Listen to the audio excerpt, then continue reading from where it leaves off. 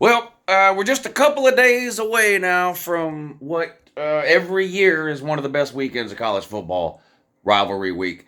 For my money, Week 1 and then Rivalry Week to me are always my favorite 2 weeks of the year.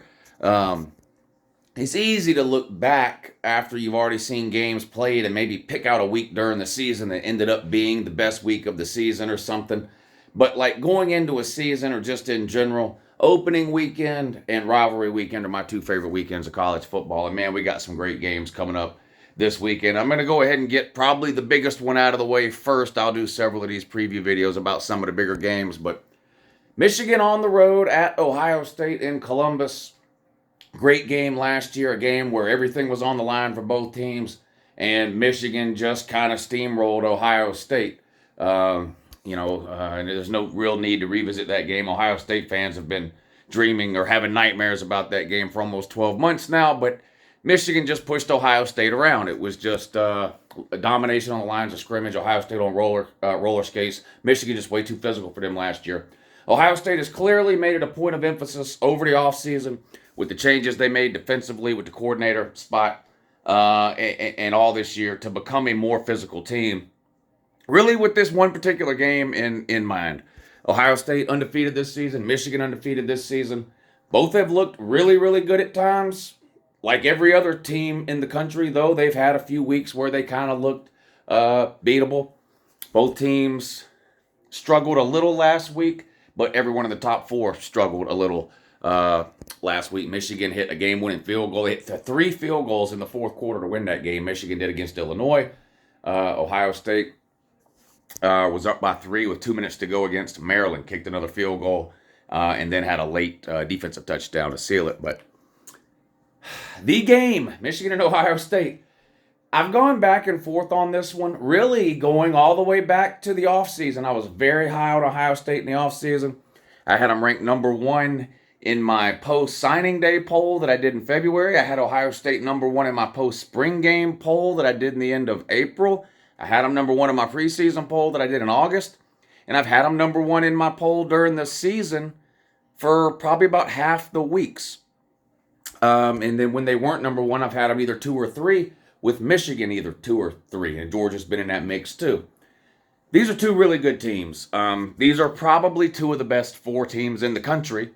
I'm not going to get into a playoff scenario debate. Well, if this team loses, could they still get in? We talk about all that maybe in a different video next week. But this is going to be a really good game. Obviously, it's a huge benefit for Ohio State to be playing this game at home. Home field advantage matters in college football, matters even more in big games, and it matters even more for certain teams who have really, really good home field advantages. And Ohio State is one of those teams.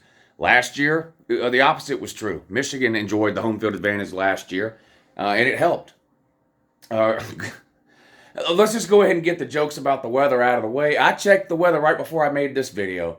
52 degrees and partly cloudy in Columbus this Saturday, so weather won't be an issue. So we can forget about that. The biggest storyline, I think, at least this week heading into the game, is Michigan running back Blake Corum, right? Got hurt last week against Illinois, didn't play in the second half. Kind of quiet about him this week. I've seen reports that it's just a bruised knee and he'll play. I've seen some reports saying that he's not practicing and he probably won't play. I'm going to be honest with you. No matter what I hear, even if Jim Harbaugh were to come out today and say Blake Corum's playing, or if Jim Harbaugh were to come out today and say Blake Corum's not playing, I wouldn't believe him either way. It's just too much gamemanship going on. I don't expect Michigan. I'm going to believe Blake Corum's playing or not playing when I see him on the field Saturday or I don't see him on the field Saturday. Here's my problem when I look at this game and trying to make this pick. If you'd asked me in the offseason, I would have given Ohio State a 75 to 80% chance to win this game. I just thought Michigan, with what they lost last year at the running back position and the 2 edge rushers, would be too much for them to overcome in a game like Ohio State.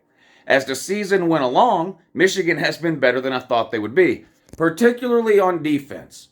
I don't think Michigan has taken much of a step at all back on defense, and in fact, they might even be a little bit better overall than they were last year, and that's been surprising to me. On offense, obviously they've had no problem replacing Haskins at running back with Blake Corum. Now, his availability for this game notwithstanding, offensively, at least on the ground, Michigan has been a good team.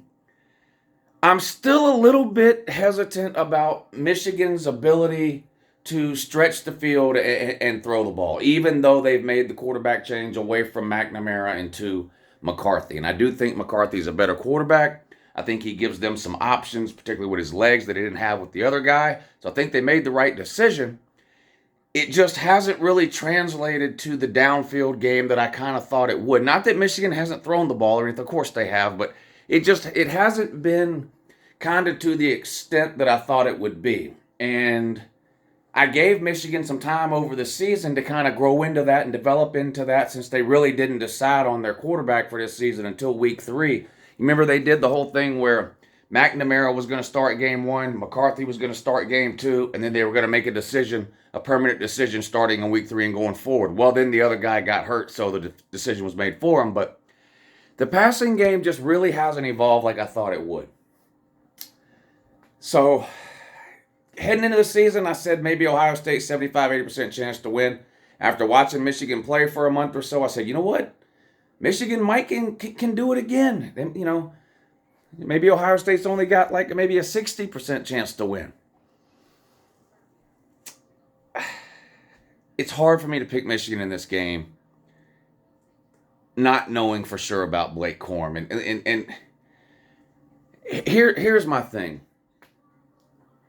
I don't think Michigan can beat Ohio State without Blake Corum. I just don't think they can. I don't think they have enough outside of Blake Corum to make up what they will be missing if he's not able to go. Even if Blake Corum is 100% and never got injured last week, I'm still not convinced Michigan would beat Ohio State this week. I think they could beat him with Blake Corum, but I'm not convinced that they would. You look over on Ohio State, C.J. Stroud, Heisman contender, clearly the best group of wide receivers in the country. I've seen Marvin Harrison do things this year at the wide receiver position almost every single week that just makes you can't do anything but just look and shake your head. It's just unbelievable. And he might be the best of the bunch, but it's just full of NFL guys.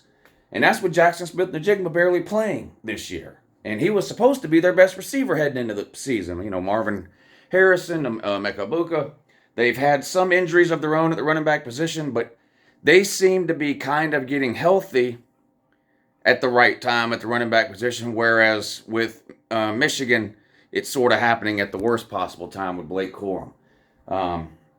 Defensively for Ohio State, I think overall they have played better than they played last year, and more importantly, anybody can look up the stats and say, well, they're ranked this against the run and that against the pass, and they get this many points per game.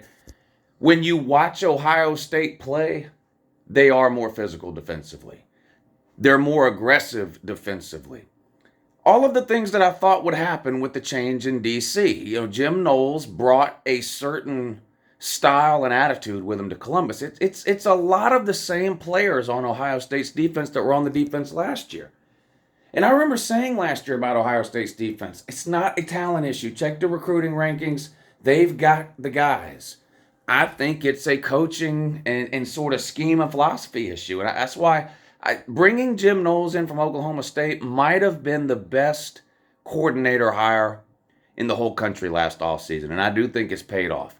Ohio State's defense is better than it was last year. Now, that being said, have they played perfect this year? No one's played perfect. And there has been some games, and I've pointed it out, and it made Ohio State fans mad, but there has been some games where Ohio State didn't exactly look like the most physical team on the planet, would be the nicest way to say it.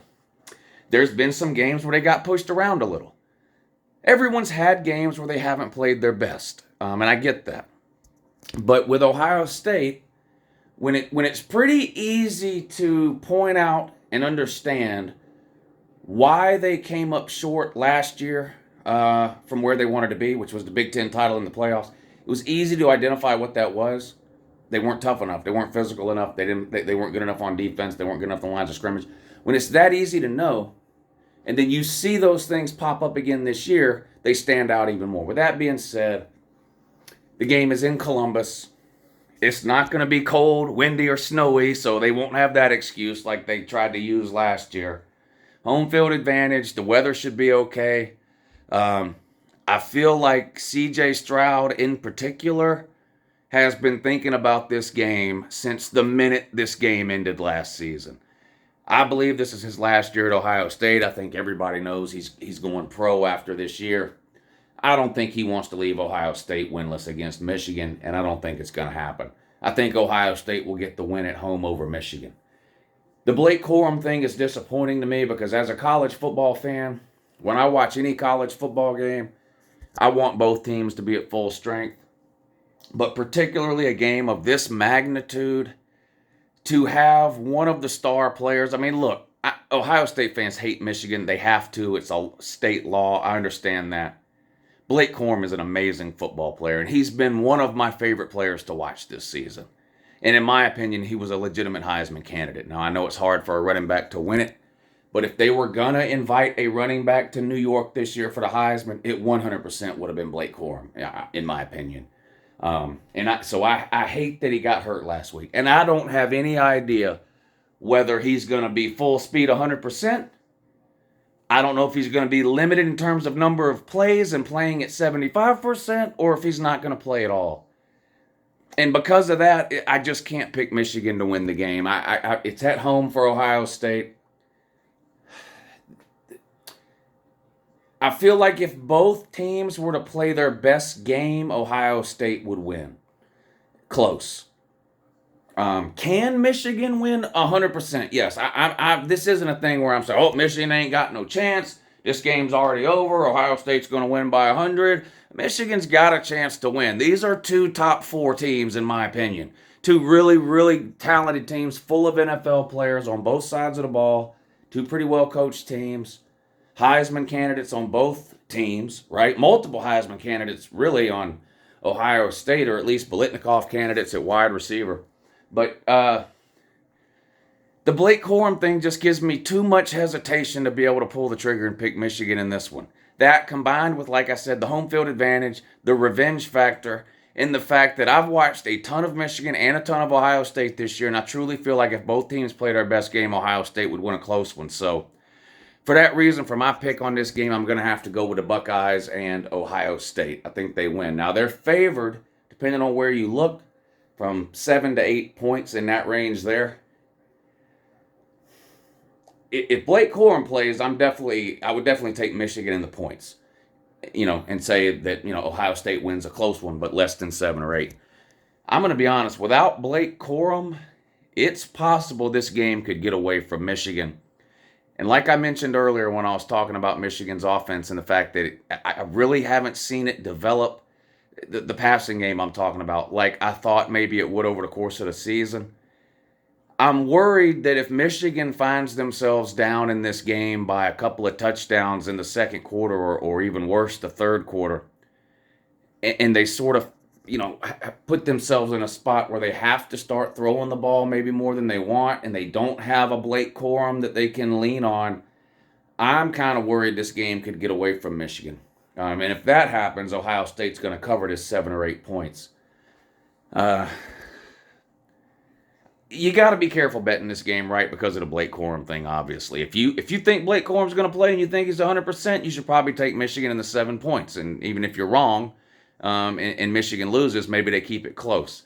If you don't think Blake Corum's going to play at all, then you're probably smart to take Ohio State and lay the 7 or 8 points, because if Michigan State's not able to sustain drives, keep Ohio State's offense off the field, because this is what they did last year. They just pushed them around up and down the field, right? If they're not able to do that with Blake Corum not in the game, and, 3 and outs, or even 1 first down and then a punt, and you're putting Ohio State and C.J. Stroud and them right back out there, it's going to be hard. As good as Michigan's defense is, it's going to be hard for them to hold up over the course of the game in that situation, I think. So I guess what I'm saying in a roundabout way is I'm going to take Ohio State to win and Michigan to cover. But if there's no Blake Corum, first of all, I'm not actually betting this game because of the Blake Corum thing. So I'm just giving my opinion on the line. I'm going to take Ohio State to win and Michigan to cover, hoping that Blake Corum plays, because I'm a college football fan and I want to see these guys play. But if he doesn't play, Ohio State could win this thing by a couple of scores. Anyway, good luck to both teams. It's one of the greatest games in college football every single year, right? The game. We love rivalry games, and there's a ton of them this weekend. This one's right up there on the top of the list. It's right up there with Auburn, Alabama. So Good luck to both teams, and see what happens. Have a good morning.